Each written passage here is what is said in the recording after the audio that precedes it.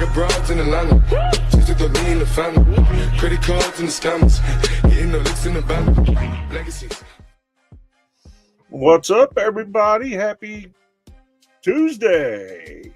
Welcome back to another episode of the So Fucking Great Variety Show. And I'm the So Fucking Great host of this show, Mad Max, in the house. I know what you're thinking. What's that behind me? Let's see. Titties in the taco! That's what's up, fool. I thought you knew. It's Tuesday, baby. Taco Tuesday. Titty Tuesday. It's Tuesday. Any way you look at it, baby, it's Tuesday. I got guns drawn. Oh, this is your boy. Who likes tacos, titties, Tuesdays? This guy. That's right, baby. Oh, man, I'm glad to be back. I'm glad y'all here with me. And before we get too far off inside the show, I got to let you know that it's brought to you tonight and every night by grassrootskc.com. If you haven't checked out grassrootskc.com yet, what are you waiting for? And on top of that, you can save you some green, baby, on some green by using that code MAX10 in the checkout. Use it all you want. Ship discreetly. Money back guarantee, 110%. Who else offers you that? Who? Nobody. And we've never had a complaint, never had a return, never had nothing but a 5-star plus review. Check it out. Just letting you know, Farm Bill friendly since 2018, baby. That's what's up. Now, once again, I don't watch a lot of TV, but I found myself watching it again today. I know what you're asking yourself. What do I do all day long? Well, let me tell you what I do all day long. I basically suffer in agonizing fucking pain all day long and don't take anything for it aside from holistic natural medication. I'm not trying to get addicted to no damn pain pills or nothing like that.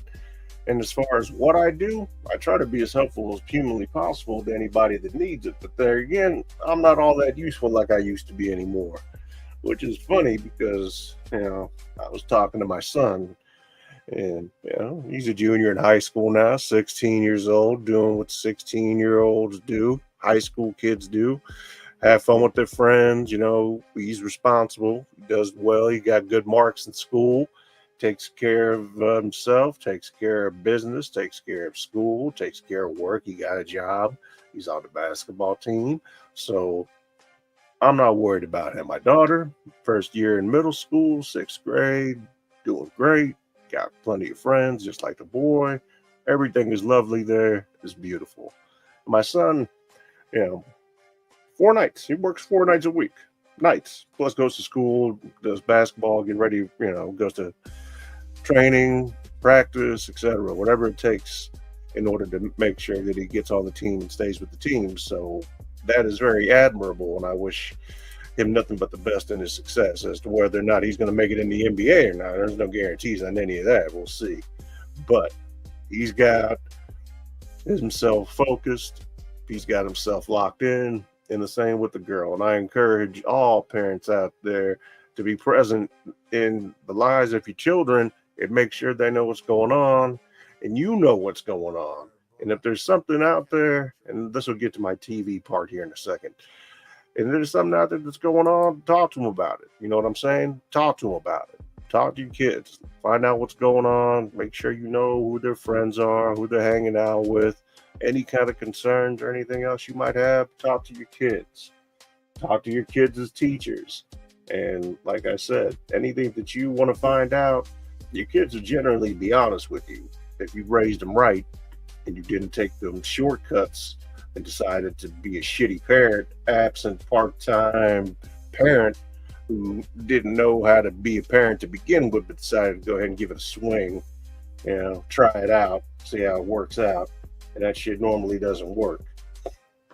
But stay on them, stay on top of them, make sure you continue to raise them right, teach them right. That way they don't end up like me or you, especially like me. And that's what I told my son yesterday. I told him, I was a huge fuck up.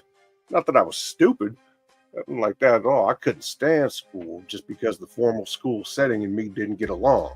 I understood everything once I actually learned English and was able to understand what people were saying to me.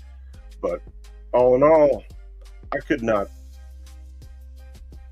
I could not tell you anything good about school until after I started playing sports, organized sports, athletics, making more friends, getting older, just regular stuff. And then as you get older, and you'll find that your circle of friends is going to get smaller and smaller, whether it's because people have moved on, you moved away, you've had new friends, your circle just shrinks, maybe people have passed away, doesn't matter.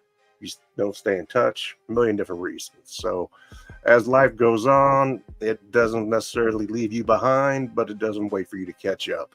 It's true what they say. Life is a race. Absolutely 100%. Life is a race, but it's not a sprint. Life is a marathon. You've got to finish it, but you've also got to make sure that you enjoy the trip. You got one life to live, and you got to make the best out of it. According to what I believe, tradition-wise, in the Jewish tradition, you live your best life here on earth. And then that's it. As far as afterlife goes, heaven, hell, it doesn't exactly work that way. It's kind of a in-between space while you're getting cleaned and purified to go to heaven, in a sense. But the way that the Jewish culture is, you get buried in a very plain, very modest, very inexpensive box. That's the best way I can call it. It's literally a box. It's not a fancy decorated casket, nothing like that. It's just a box, and they bury you in it. And the idea is when the Lord returns, you'll be resurrected from the body that you are buried in.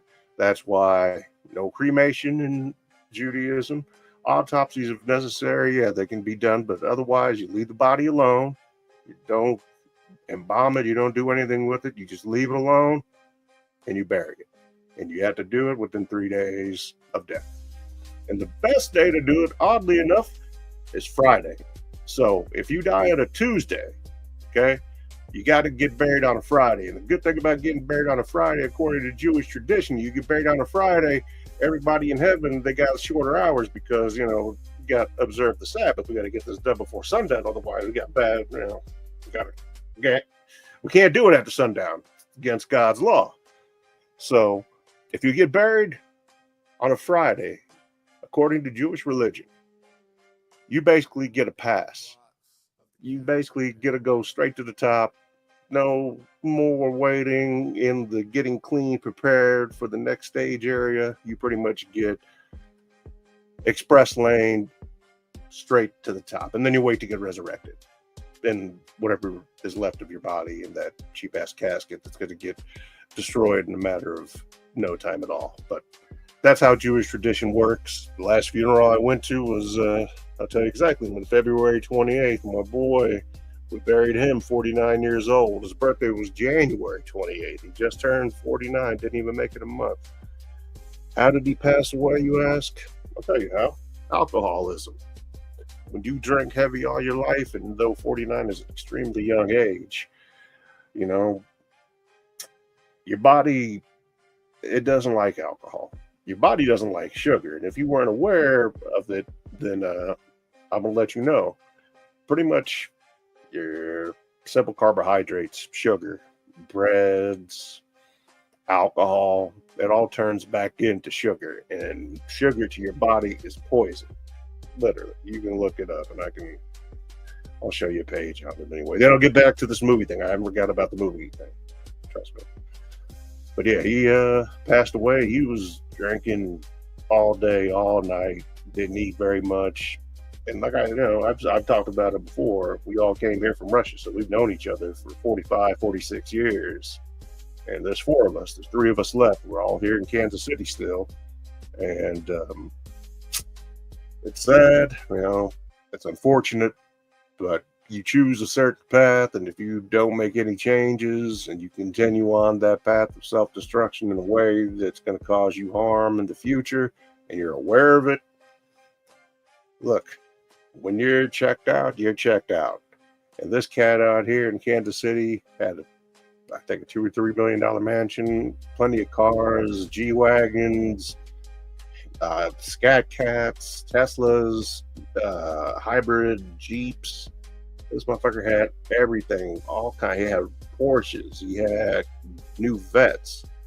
And then to get away from all this bullshit out here in Kansas City, he decided to move to Florida, of all places, and particularly down by Miami, a place called Little Moscow, because of its very large Russian population. So he was living down there in Moscow, in Florida, near Miami, and he had a $2 million condo down there. So he still got this $2 million condo down there, and it just sits right now while everything goes through probate and everything gets settled with the estate. And I'm not involved in any of that, though.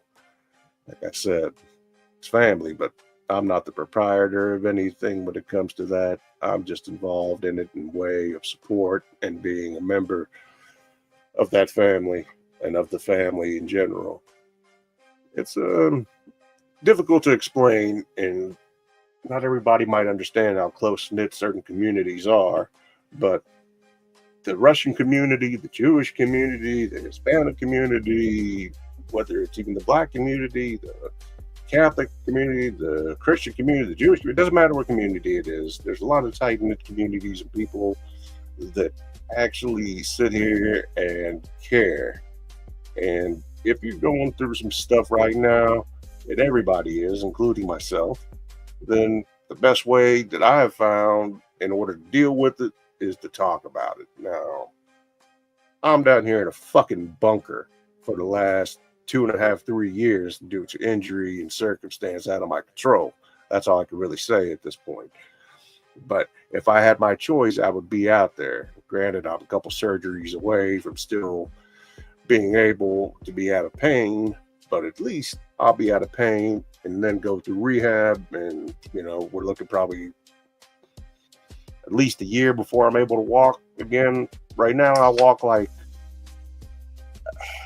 I don't even know how to explain it. I'm better with a walker, and I don't walk very good, and I can't walk for very long distances. Not like I used to, which is crazy to me because I didn't see myself in this situation. You told me 3 years ago I was going to be crippled and disabled and fucked up like this, I'd say bullshit. But nope, it happened to me, man. It happened to me. And I can't talk about the circumstances just because of upcoming cases, but once all that's done with, I'll be more than happy, as long as I don't have to sign any NDAs. Then, yeah, I'll let you know what's up. But, the reason that I don't get around so well, and if you haven't seen it before, I'll show you real quick. It's regular leg right here. And then I got my left leg, which is twice the size of my right leg, which is like a fucking log. And it doesn't bend. It's a condition called CRPS, Complex Regional Pain Syndrome. Shit sounds made up, and I never even knew of such a thing until it affects like 2% of the population, and there's increased edema, which is swelling all the way throughout, not just my knee where it originated, but after surgery, everything just snowballed, and I had a motherfucking doctor that wouldn't listen to me. And had he listened to me, things might have worked out different. And I stand on that hill, and I'll die on that hill, 100%. You got a motherfucking doctor that doesn't listen to you, you make sure you get the attention of somebody who will. And in my case, it took physical therapists, other doctors, and a little bit of bad breath to get this motherfucker to pay attention to me. But now, like I said, too little, too late. I got to go through more procedures and more medical shit. So if you ever find that I'm a little bit angry or I seem a little upset, now you figure out, you know exactly why. This. And the fact of being ignored. I'm supposed to be in the greatest country in the world. You don't ignore me like that, motherfucker. You don't ignore a patient like that. That's well below the standard of health. Fuck out of here. As a technician for 35 years, a motherfucker bring me a car to get an oil change, and if there's a spot, a drop so much is in his driveway or on their motherfucking garage, I'm getting a phone call to get my fucking head ripped off.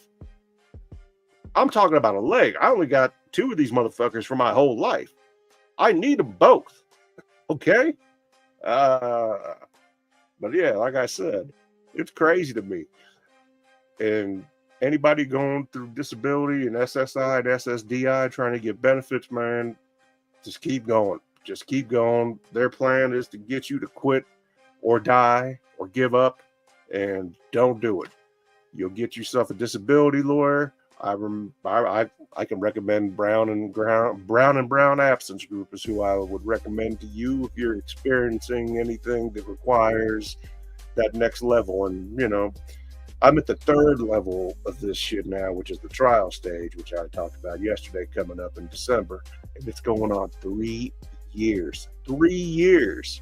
That in itself is below the standard of care. You think that professional athletes have to wait 3 years? Come on, man. Stop this. And this is how regular people get treated here in America. It doesn't matter. Yeah, you're in America, but if you don't have money and you don't have the means to get yourself the help you need, you just get forgotten about. And that's the facts. You don't believe me? Stick around long enough and you'll fucking find out for yourself. Shit's real.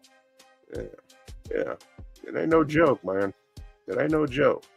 America is the greatest country in the world, and there's no doubt about that whatsoever in my mind at all.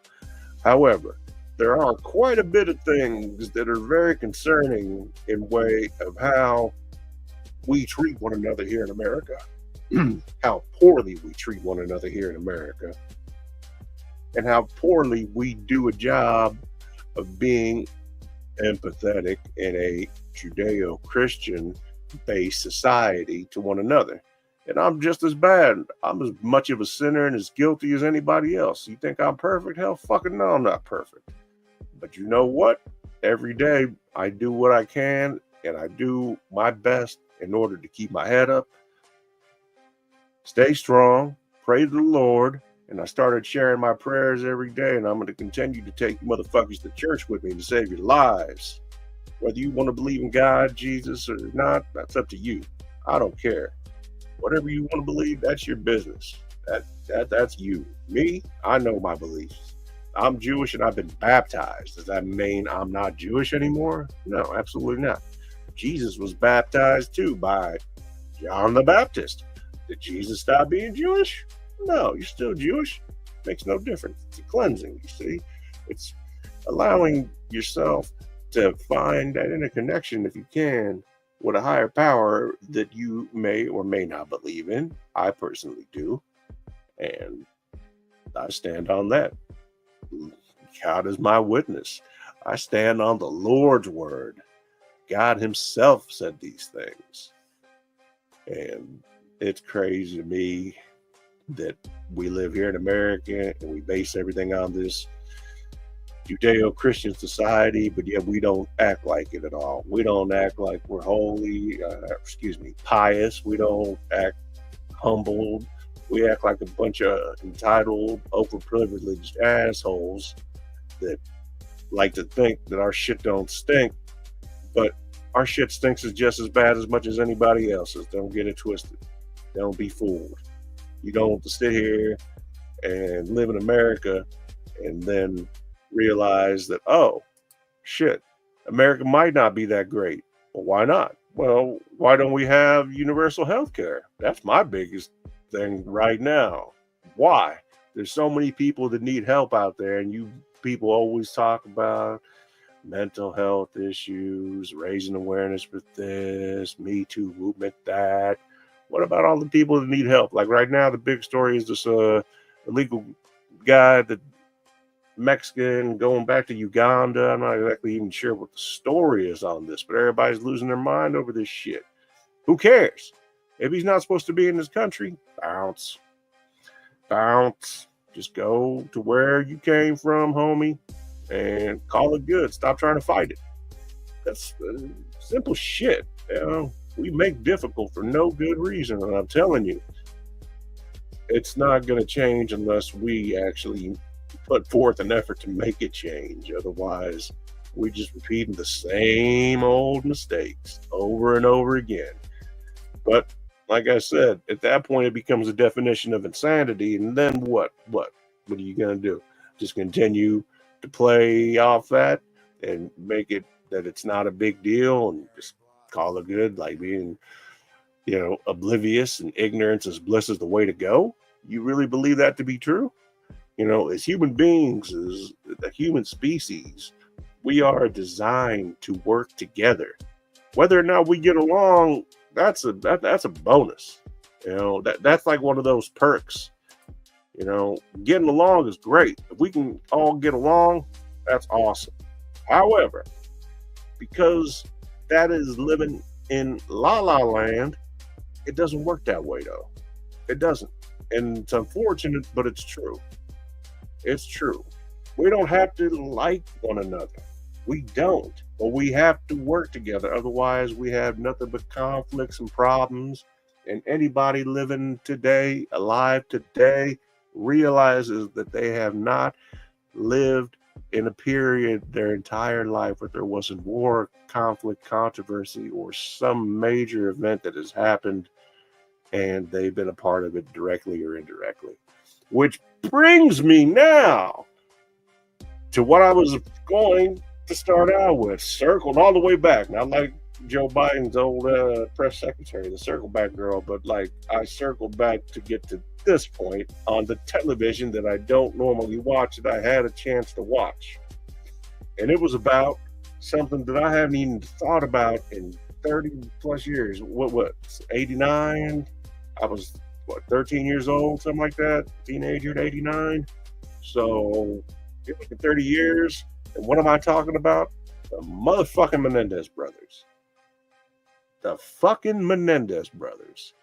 Now, I was watching this show on Discovery about these two retards, and here's what I got to say about it. You can agree and you can disagree, doesn't matter, but this is what I think. These motherfuckers killed their parents. They killed their mom and dad. They were, at that point, adults, all right? And if they told so many people about the abuse and so many other people knew about the abuse and they were brave enough to go ahead and ace their folks with shotguns, you tell me that they weren't brave enough to tell somebody what was going on? Use your fucking heads. And now there's a big movement by this new generation of trying to get these motherfuckers to have a retrial. The fact of the matter is they killed their parents. You don't do that. If you're not familiar with the Ten Commandments, familiarize yourself with it, because thou shalt honor thy mother and thy father, and thou shalt not kill. Now, am I saying that there isn't something there that we may not know about or knew about? Is abuse a reason for murder? I don't know. I was never sexually abused like they claim to be sexually abused, but I grew up with two raging alcoholic Soviet fucking Eastern Bloc bad motherfuckers that loved nothing more than to beat the shit out of me every chance they got. Did I use that as an excuse to do bad things and murder my mom or my dad? No. And my mom, rest in peace, she's been gone for more than 25 years, so I haven't had a mom in a long time. She died when I was, 25 years old back in 2000. So it's been a little while. I miss my mom all the same, and you're never going to get another mom back, and no one's going to ever fill that void. So I'm empathetic when it comes to that. But I can never imagine myself, hey, first off, these motherfuckers were adults. All right? So that's number one.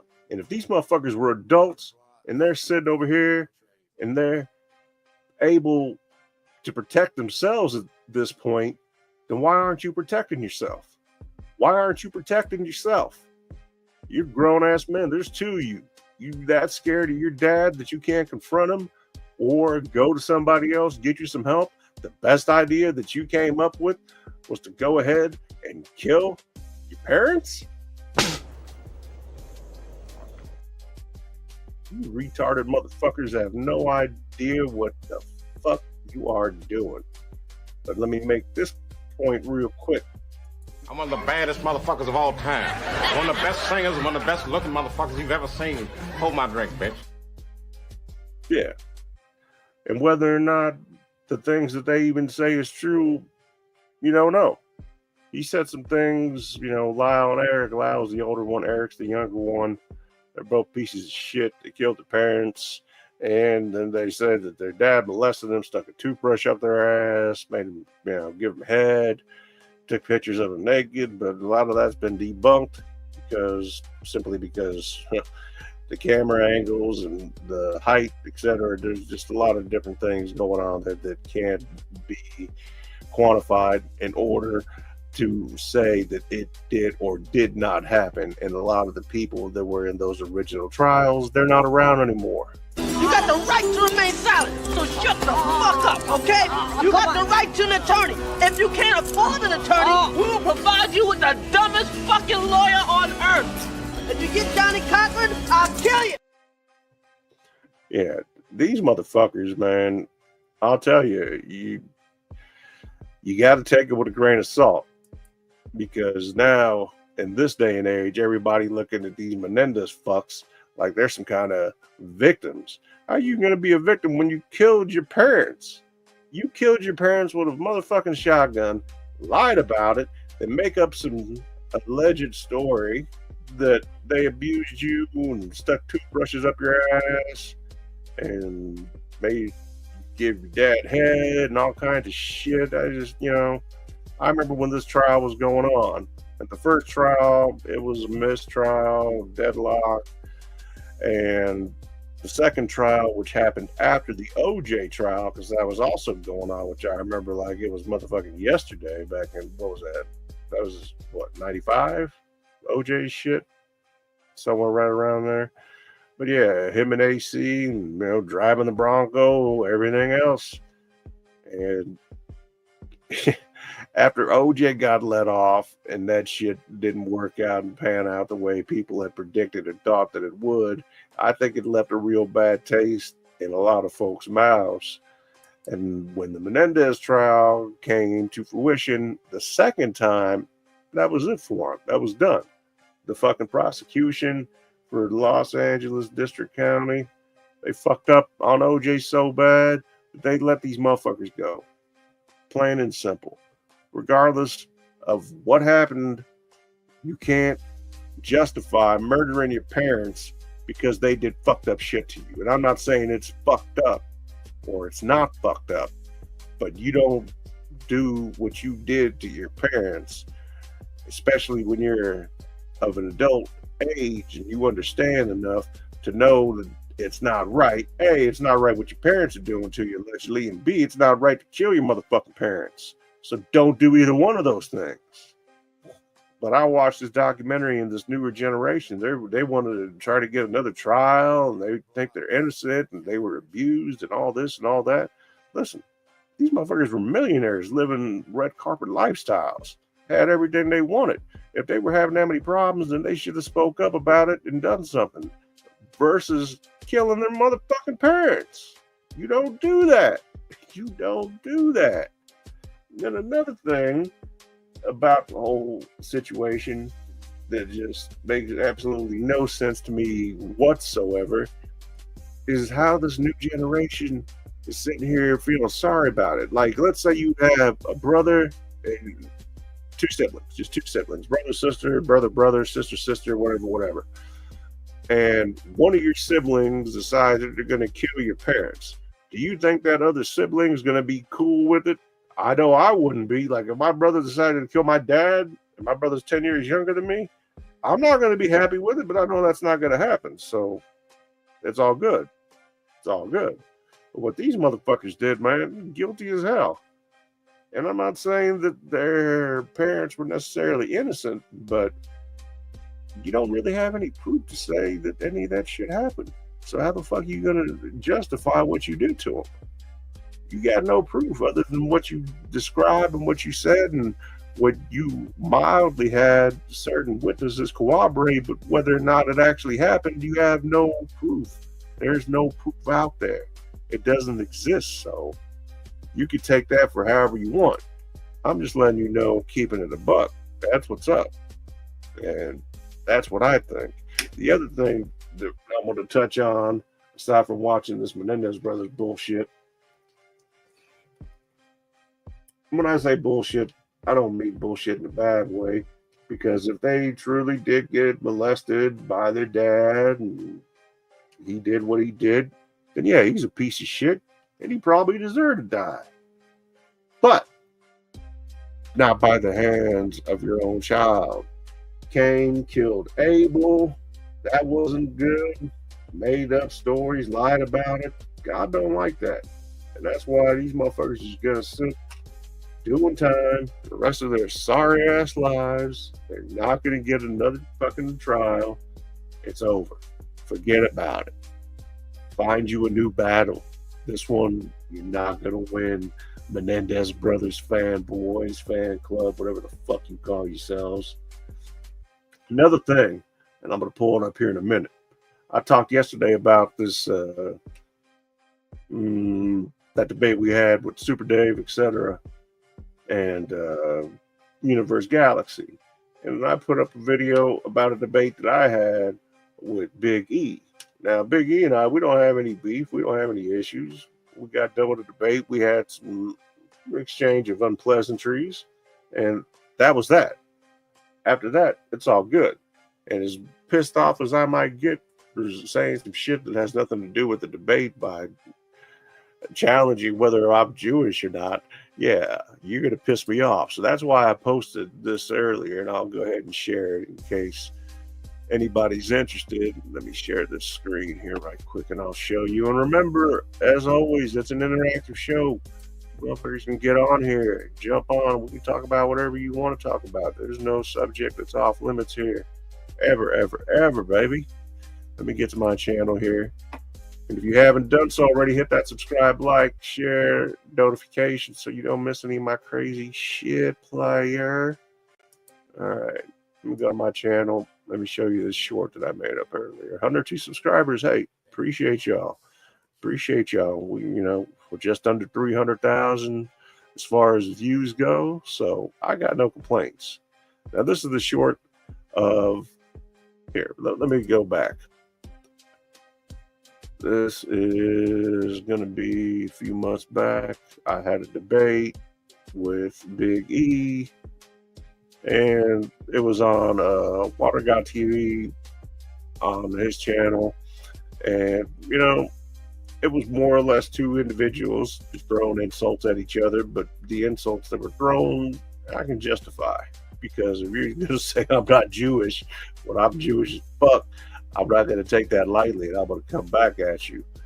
And, the whole discussion and the whole debate, it might not have been my best moment simply because I'm emotional just like anybody else. I get angry, I get pissed off, and I'll let you know.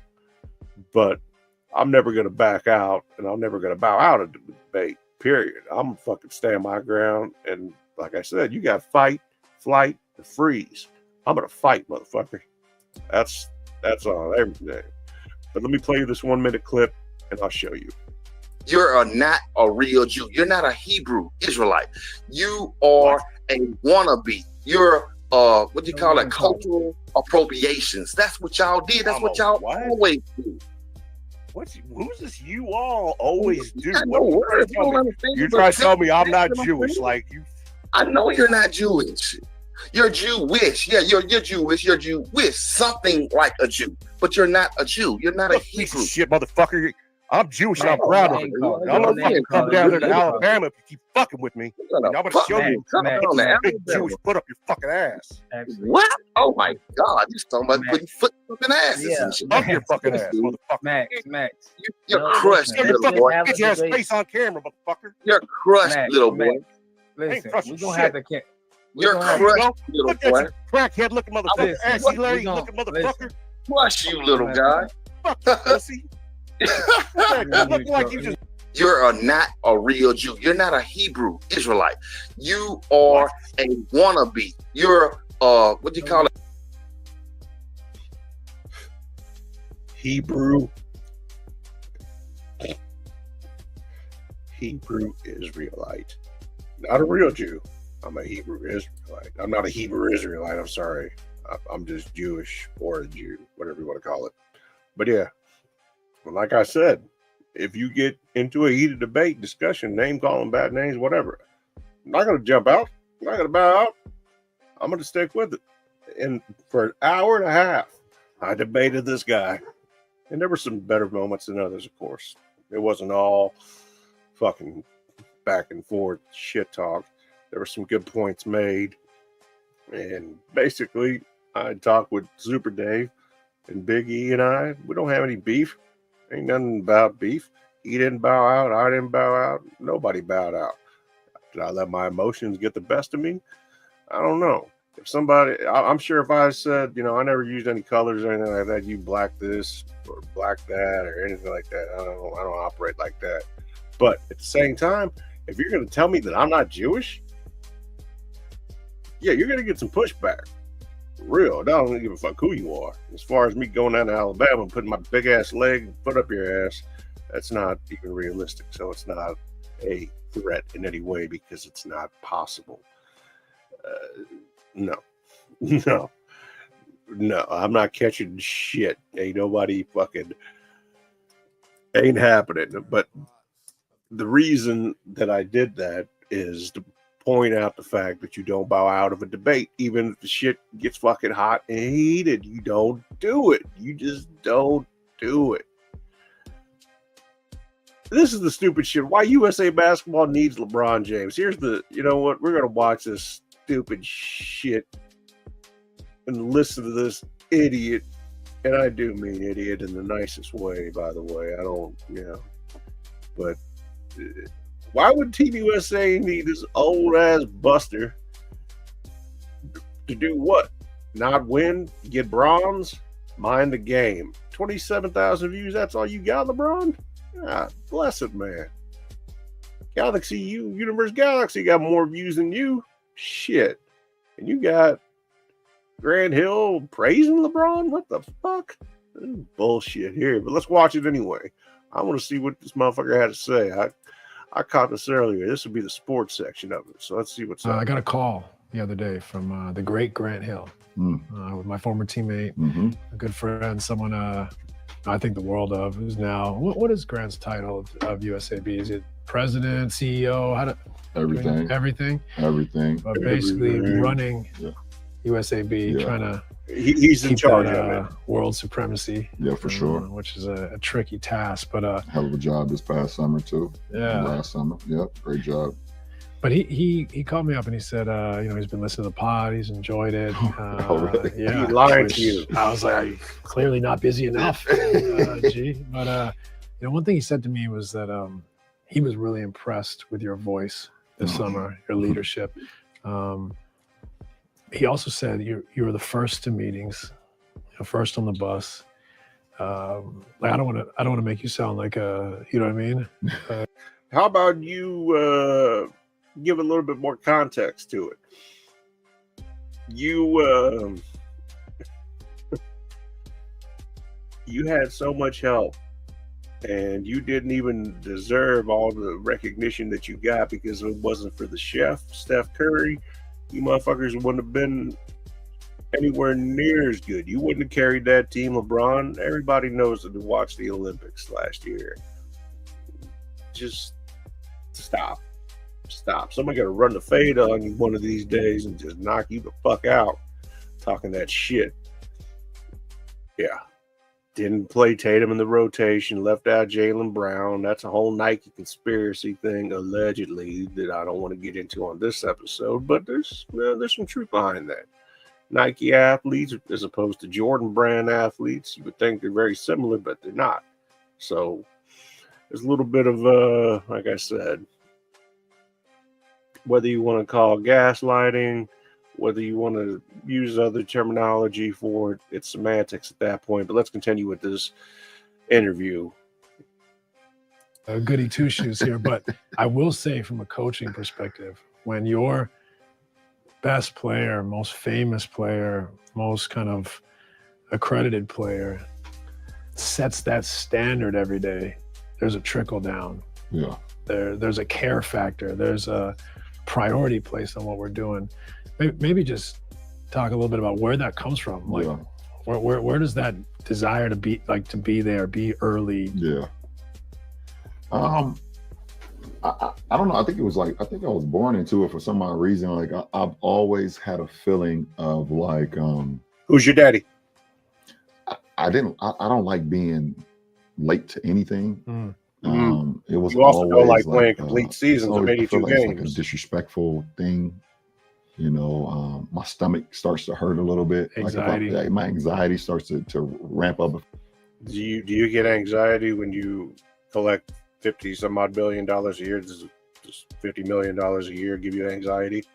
Is that what does it for you? Is that what the anxiety comes from, having all that money? You're so, I got all this money. Where's your anxiety from exactly? I'm just curious. And then Steve Nash, damn sellout. I don't even know what to tell you about Steve Nash.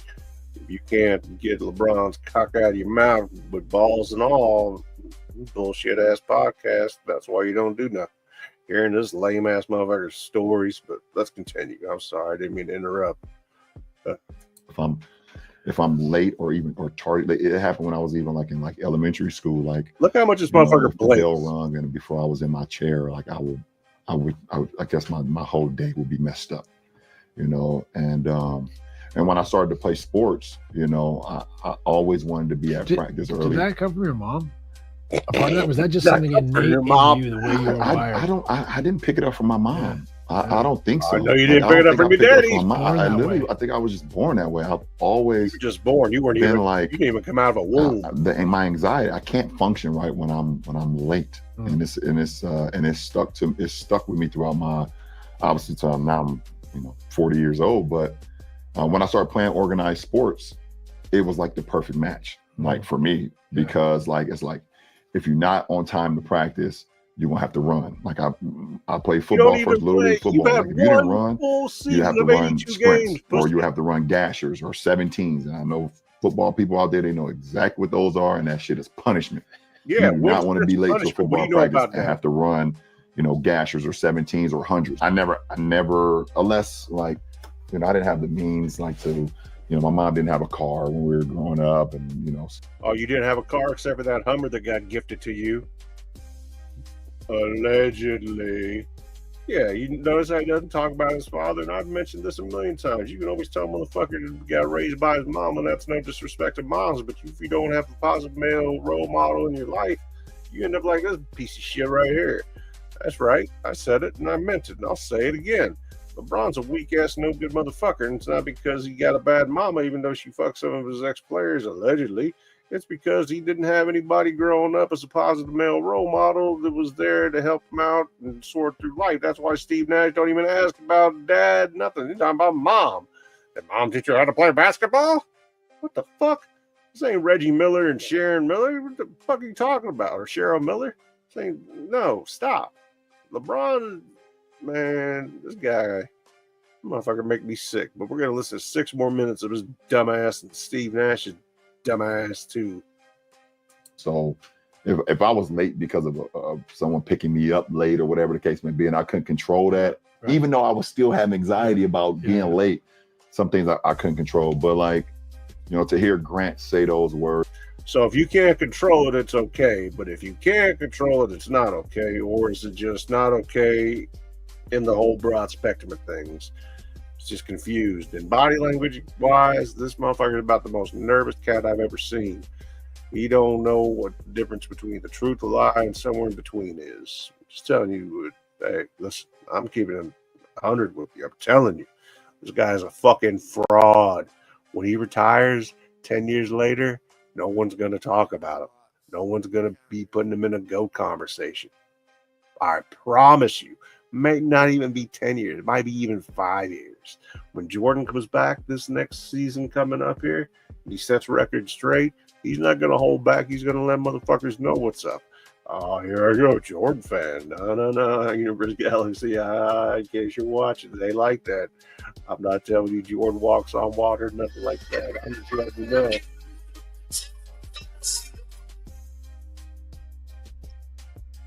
That was my brother calling, but we're going to finish the show, and I'll give my brother a call back, as I probably don't expect that anybody wants to hear a conversation between my brother and myself. But anyway, yeah, USA basketball does not need LeBron. I don't know why Grant Hill's praising him, aside from the fact that he wants to maintain, good relationship, proper image, etc. And that's the only thing that would make any sense. Let me respond to my brother real quick. 1 second. I'm doing a live right now. You should tune in.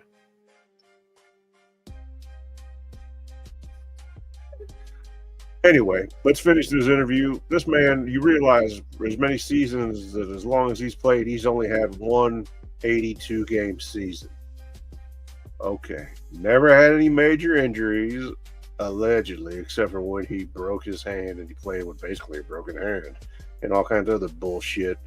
Don't listen to this bullshit, because if you can't see through it, man, I'm going to help you. I'm going to open your eyes up to the bullshit, because that's what I'm going to do. That's what's up. Here we go. First, man, and it's just always been in me, man.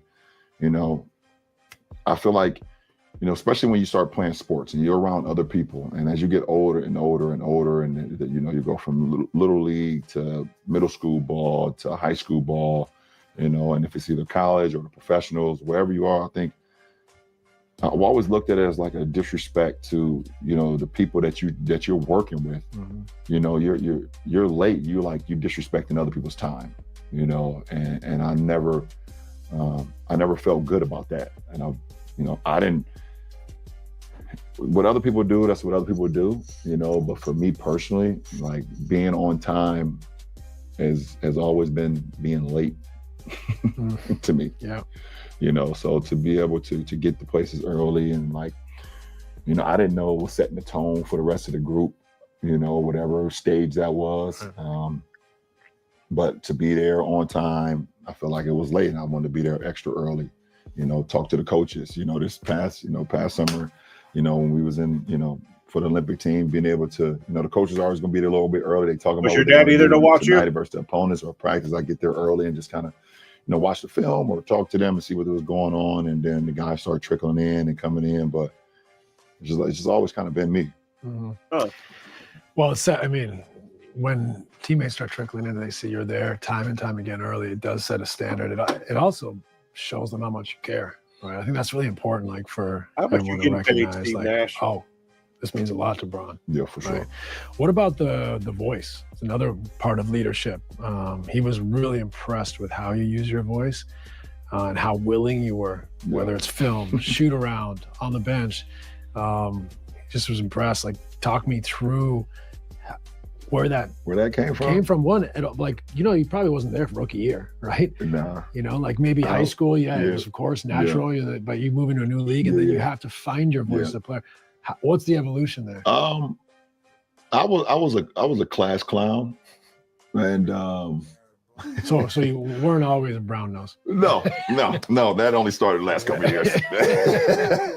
I was a class clown and a jokester, and I still am today. Like all my people know I love laughing and joking and things of that nature, and so I think that's where the kind of the voice stemmed from. But when I started playing sports, like some of my little league coaches said, okay, you need to use that to an advantage, of playing the sport too. And helping some of the other kids out with your voice that may not feel confident in their ability to talk or maybe don't want to talk. And, and then I got into high school and, my high school coaches would tell me like the best thing about you besides your skill, whatever the case may be, is your voice. Being able to, After this, I'm going to play another video about LeBron in high school, in his motherfucking high school he's got out there in Cleveland. This motherfucker's high school in Cleveland. I don't know who the teachers are exactly, but I'm thinking that he's got Terrence Howard, motherfucking. Terrence Howard's probably teaching history, and I'm guessing that he's probably got himself, LeBron, doing phys ed. Then he's probably got Dr. Umar doing like science and shit like that. And then maybe he's got like, what's that motherfucker? forbidden knowledge, Billy fucking Nutsack, whatever the fuck his name is, dumb son of a bitch, teaching whatever the fuck he's even talking about. I don't even know. I don't know. All I know is that nobody in LeBron's school passed a motherfucking test, because it's not that there's bad students. Clearly, there's a problem with the curriculum and the way that they're going about teaching. You fucking clown ass motherfucker. Anyway, yeah, we'll find a video on LeBron's school, see how well that does. And I feel bad for the kids, man. It's about the kids, right, LeBron? Why you all kids failing math and everything? Motherfuckers can't teach them how to count correctly?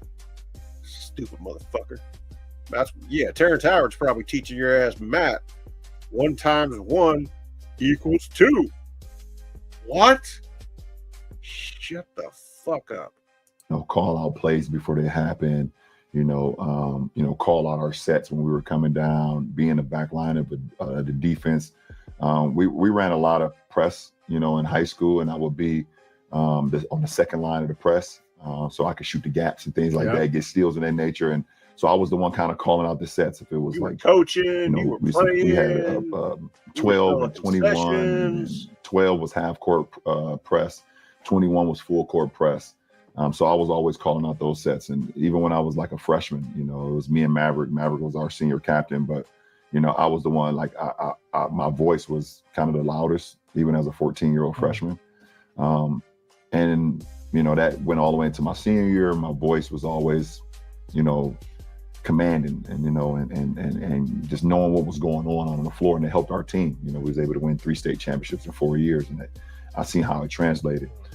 It kind of slowed down a little bit my rookie year in the NBA, not because the voice wasn't there, it's just because I felt like, okay, I need to sit back and soak in knowledge and learn and just see, when was my voice going to be needed? I didn't want to go in there just like when I was the number 1 player in the country my senior year, but I knew when I got drafted, I was number 450. That's how I looked at it. I was like, okay, so how can I get back to number 1 like I did? I'll tell you like this, same thing that Michael Jordan told O.J. Mayo in that private game that they had. Jordan told O.J. Mayo, you might be the best basketball player in high school. I'm the best basketball player in the fucking world. Recognize. Fucking high school. I'm talking about high school up here, motherfucker. Shut the fuck up. When I was a freshman to my senior year, how can I get back to number 1? And I felt like it wasn't gonna be me talking. I needed to soak in the knowledge. I needed to learn. I needed to earn it, and I think when Mike Brown, I just like everyone out there to hear that. LeBron James came in the NBA and thought, I need to earn it. Yeah. That, like, hold on. We don't see enough of that anymore. I definitely came in with I'm 450. Let's start from 450. The last player in the league. Not saying that I was, but that was my mindset. How can I gain back to number 1?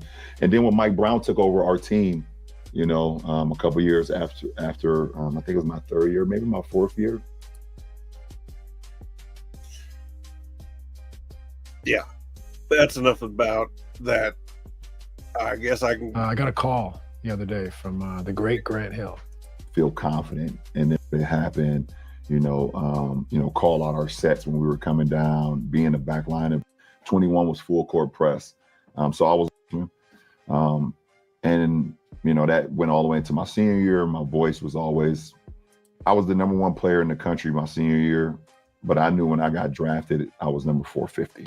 That's how I looked at it. I was like, okay, so how can I get back to number 1 like I did when I was a freshman to my senior year? How can I get back to number 1? And I felt like it wasn't gonna be me talking. I needed to soak in the knowledge. I needed to learn. I needed to earn it, and I think when Mike Brown, I just like everyone out there to hear that. LeBron James came in the NBA and thought, I need to earn it. Yeah.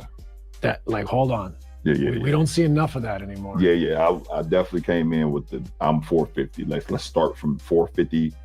The last player in the league. What are you talking about? Not saying that I was, but that was my mindset. how can I gain back to number one? And then when Mike Brown took over our team, you know, a couple years after I think it was my third year, maybe my fourth year.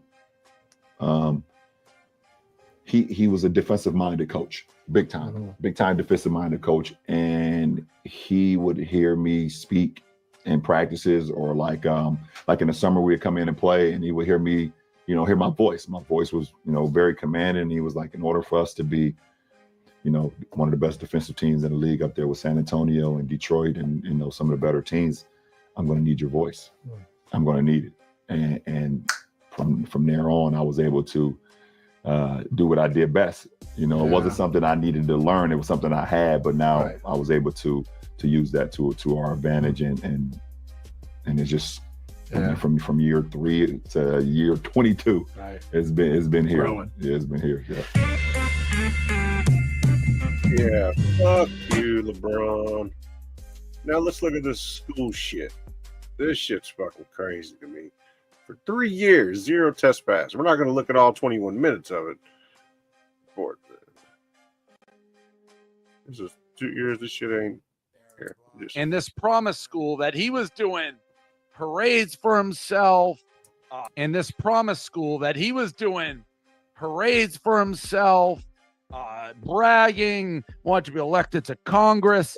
Comes out today that not one kid at this school has like passed the 8th grade math requirement. They're giving all this money to the Bronny school, and these kids are further from their goal than if they just went to a normal public school system. It is almost so fantastically unbelievable how not one kid, they said not one. Not one. Like you usually, no matter how bad the school is, you have one kid who's a genius. Who's just a smart, right. Yeah, exactly. Crazy. I'm also surprised that he's not just, I don't know, paying enough money to make this not be a news story.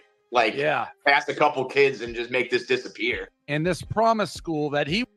I was 6 minutes. Oh, that was 2 years. LeBron James, I promise school fails his education with no student passing math test in 3 years. In 3 years, you couldn't get a motherfucker to pass a math test? A math test in 3 years? Man, stop that. You gotta be out of your motherfucking mind. That's shameful. Every student LeBron James school failed math. I'm not going to play 9 minutes of it, but maybe I could. 4 minutes, 36 seconds. LeBron James, I promise school is a pathetic failure. Sounds perfect.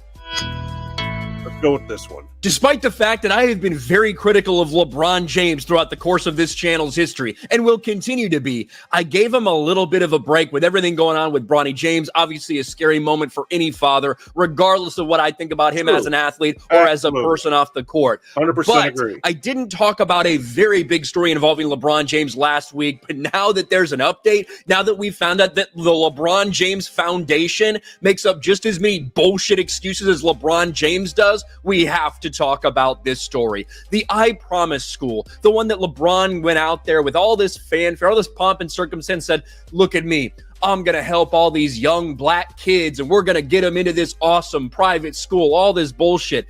It has all turned out to be a complete and total lie. LeBron James I Promise School is nothing but a virtue signal because everybody that's there, all the kids that are going there, are worse off than any other kids in public school in Akron. Report, not one 8th grader at LeBron James I Promise School has passed the state math test in 3 years. This is the story that came out last week. Not a single 8th grader at the I Promise School for LeBron in Akron, Ohio, a school founded by LeBron James, has passed their state math test in 3 years. And this was like 5 years ago or something. LeBron James went out there and everybody praised him. ESPN made a big deal about it. Oh my gosh, what an incredible job by LeBron, despite the fact that it's not like he's just personally funding the school. It's a partnership between the LeBron James Foundation and Akron Public Schools.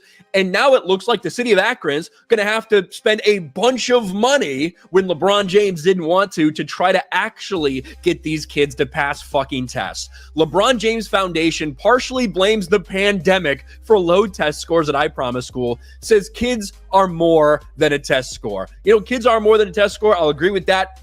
But Test scores are a way that we look at things and compare how they're doing in this area of the state to that area, this area of the city to that area. And right now, LeBron James School is completely failing. LeBron James School suffered some of the lowest scores in all of Akron schools and has not seen a single 8th grader pass the state's math standards during the entire period. In fact, since James School opened in 2008, his now 8th grade kids have proven to have the lowest performance of the Akron school system, period, despite the I Promise Schools claims to have created a new and improved way to teach kids. Victoria McGee, senior director for the LeBron James Family Foundation, said this: "We believe our students are more than a test score. Yes, our students, they come to us and they're behind. We do our best. And we have some strategic things we're putting in place to help our students move along the way. So we're excited." They shouldn't be passing class. Like, how are they passing these grades? They can't even pass fucking math tests and they haven't for 3 years. Why are they advancing? Why aren't you fixing this? Why aren't you actually helping them?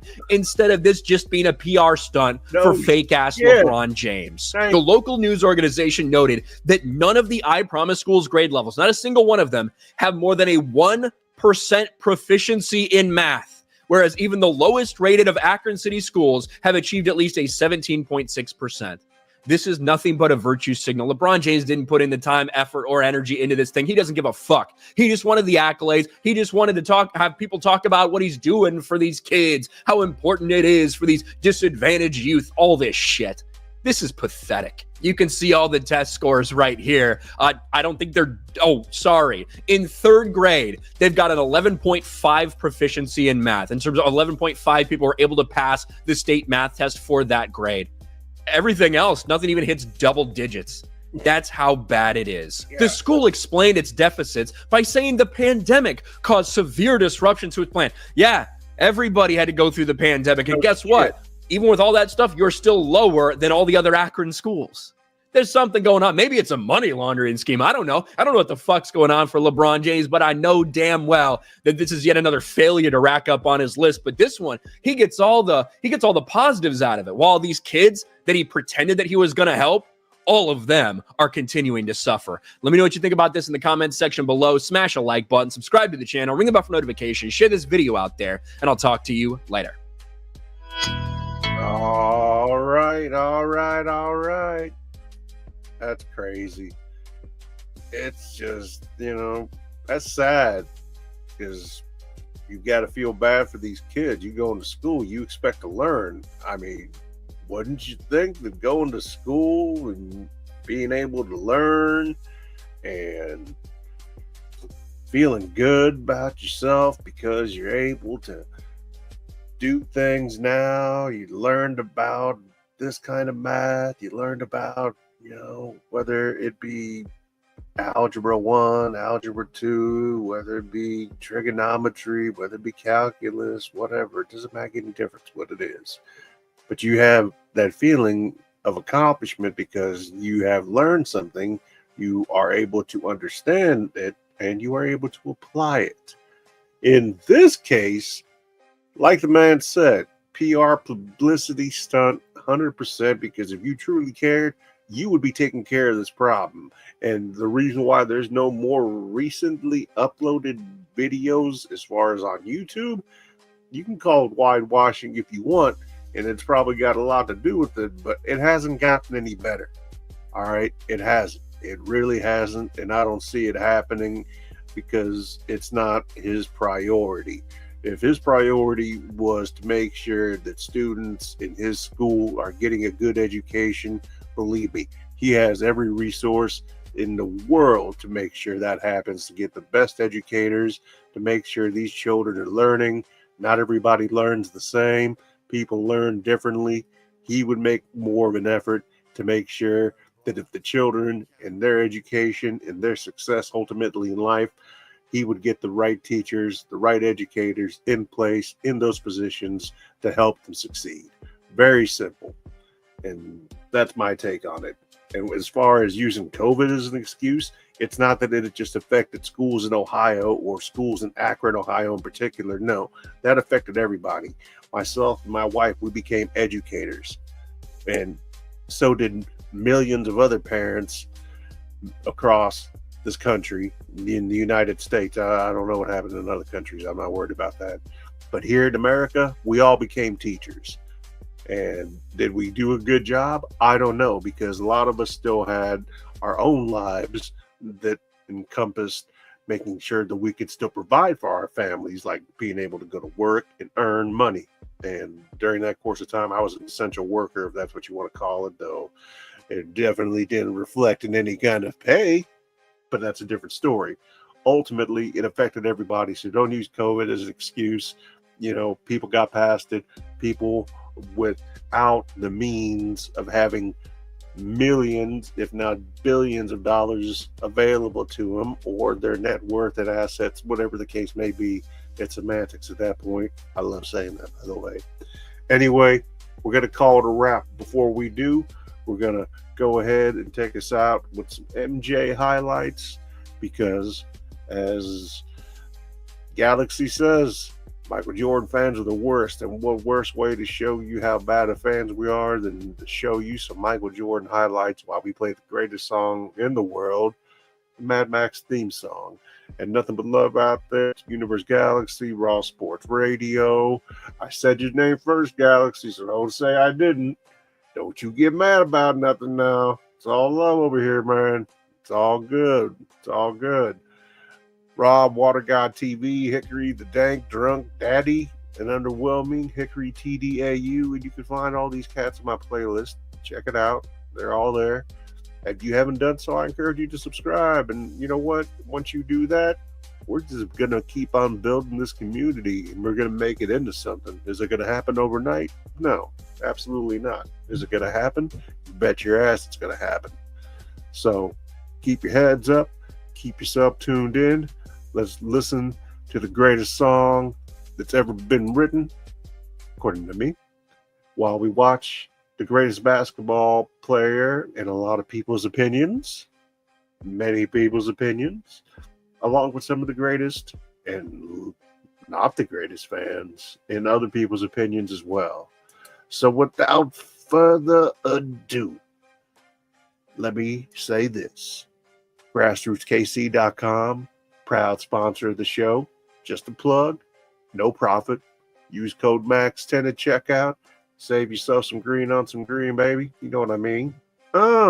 What? You didn't think I could do that? I'm a drill rapping sound, drowsy like I'm on lean and green at the same time.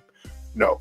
Listen, I want you to check out that code, MAX10, save money, Farm Bill approved since day one, 2018. Nothing but the best. Anyway, tell them Max sent you. Aside from that, let's get into the greatest song ever written and watch a little bit of MJ.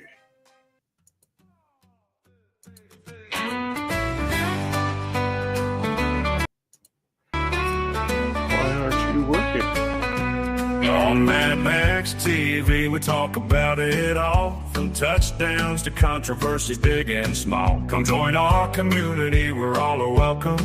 From sports to the mysterious, there's no boredom. Open your mind, embrace the unknown. On Mad Max TV, we talk about it all, from touchdowns to controversies big and small. Come join our community, we're all are welcome. From sports to the mysterious, there's no boredom. Open your mind, embrace the unknown. Yeah. On Mad Max TV, we talk about it all, from touchdowns to controversies big and small. Come join our community, we're all are welcome. From sports to the mysterious, there's no boredom. Open your mind, embrace the unknown. Yeah.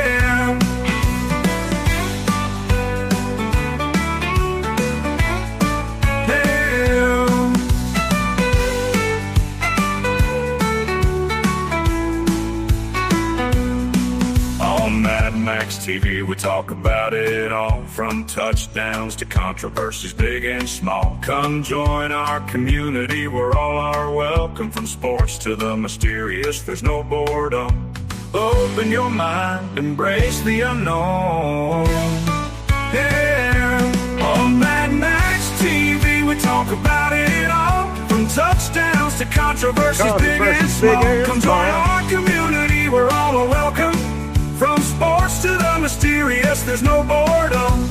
Open your mind, embrace the unknown. Yeah.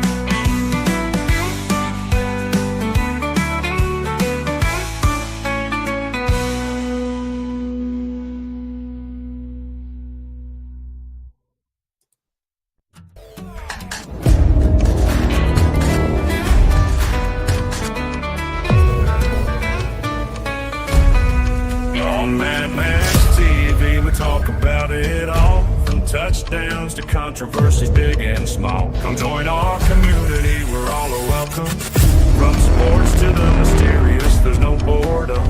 Open your mind, embrace the unknown.